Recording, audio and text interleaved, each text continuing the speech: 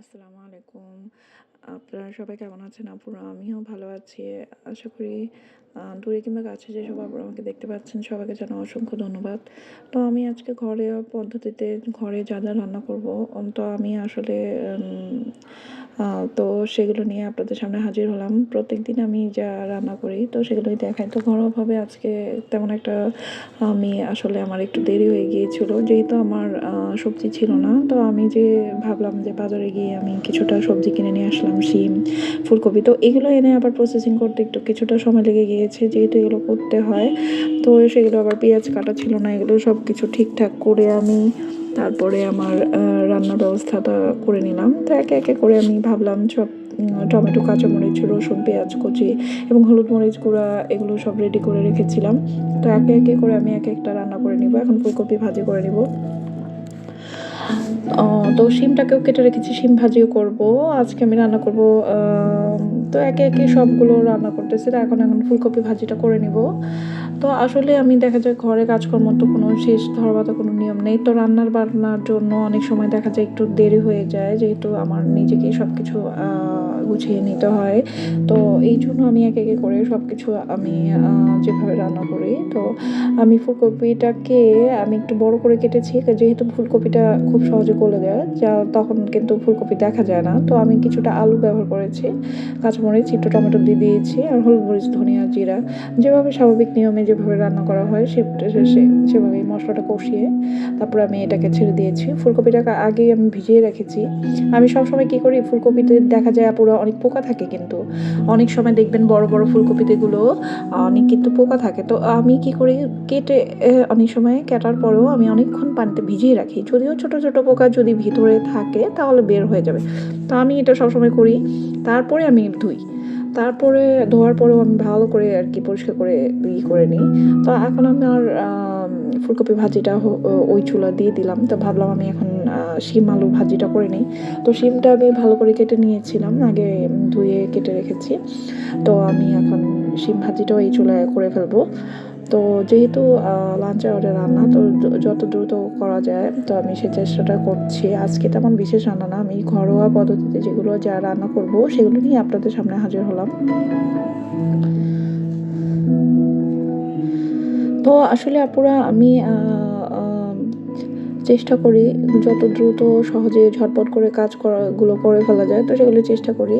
তো আমি এই জন্য সব কিছু আমি টমেটো, কাঁচামরিচ, অন্যান্য যেগুলো আমার প্রয়োজনীয় রান্নার জন্য প্রয়োজন সেগুলো আমি কেটে কুটে সব রান্নাঘরে এনে নিয়ে আশেপাশে রেখে দিই। যখন রান্নার সময় হয় আমি খুব সহজে যাতে রান্নাটা খুব সহজে ঝটপট করে নিতে পারি। তো এটাই আর কি। তো এখন আমি টমেটো, কাঁচামরিচগুলো দিয়ে নিলাম। আর কাঁচামরিচগুলো তো খুব একটা ঝাল হয় না, এটা সবাই জানে। তো আমি একটু বেশি করে দিই। আমার কাছে ভালো লাগে একটু ঝাল ঝাল। আর এই তো আমার শিম ভাজিটা এখন আমি করে ফেলবো। আসলে আমার ঘরের অন্যান্য কাজকর্মগুলো দেখা যায় পুরা আমি করে ফেলি। অনেক সময় সকালে হয়, আবার অনেক সময় দেরি হয়ে যায়। দেখা যায় আমার বাহিরে কোনো কাজকর্ম থাকলে দেখা যায় আমার বাহিরের যদি কোনো বাজার কিংবা অন্যান্য কোনো জিনিসপত্র, বাজারের সামগ্রী আনার প্রয়োজন পড়ে, তখন দেখা যায় আমার রান্নায় একটু তারতম্য হয়, সময়টা একটু লেট হয়ে যায়, দেরি হয়ে যায়। তখন আমার একটু দেখা যায় ঘরের কাজগুলো আমি করে আমি বাইরে কাজগুলো করে রান্নাটা একটু দেরি করে। তো আমার শিম ভাজিটা প্রায় হয়ে গেছে, অথচ আমি কিন্তু শিম ভাজিটা পরে বসিয়েছি, যেহেতু শিমটা খুব ঝটপট সিদ্ধ হয়ে যায়। তো ওখানে আমার ফুলকপি ভাজিটা এখনও হয়নি, যেহেতু ফুলকপিটা আমি একটু বড় বড় করে কেটেছি। আর ফুলকপিটা বেশি ছোটো করে কাটলে দেখা যায় সচরাচর বোঝা যায় না, কারণ দেখা যায় ফুলকপিটা এই যে এখন একটু কিছুটা পানি আছে।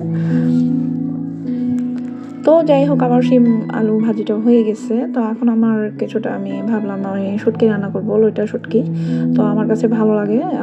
তো আমি এটাকে রসুন কুচি, পেঁয়াজ কুচি দিয়ে, কাঁচামরিচ দিয়ে এটাকে লাল করে আমি আসলে শুটকিটাকে আগে ভাগে একটু সিদ্ধ দিয়ে টাকে করে নিয়েছি, গরম পানিতে কিছুক্ষণ ভিজিয়ে নিয়েছি। শুটকিতে কিন্তু অনেক পরিমাণ বালু থাকে, তো কিছুক্ষণ কুসুম গরম পানিতে ভিজিয়ে রাখলে বালুটা সুন্দর করে সেটা সরে যাবে। সরে যাওয়ার পরে তারপরে ভালো করে ফ্রেশ করে ভালো করে নর্মাল পানি দিয়ে ধুয়ে নিলেই হয়।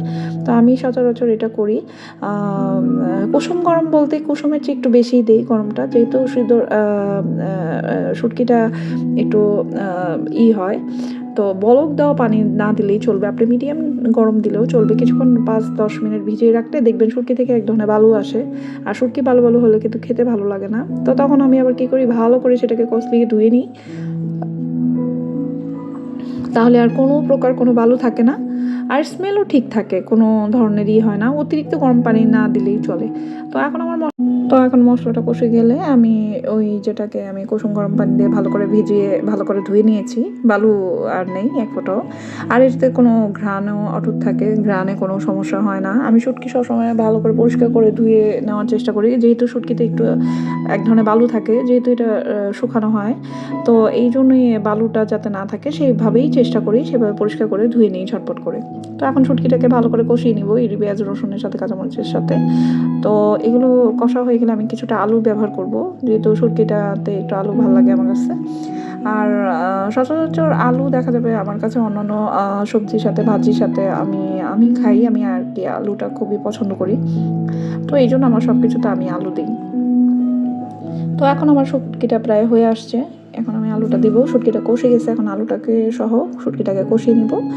আর এখানে নর্মালি আমি হলুদ মরিচ ধনিয়া দিয়েছি, জিরাটা ব্যবহার করিনি, যেহেতু এটা শুটকি। আর রসুন ব্যবহার করেছি, কাঁচামরিচ আপনি চাইলে শুকনো মরিচও অ্যাড করতে পারেন।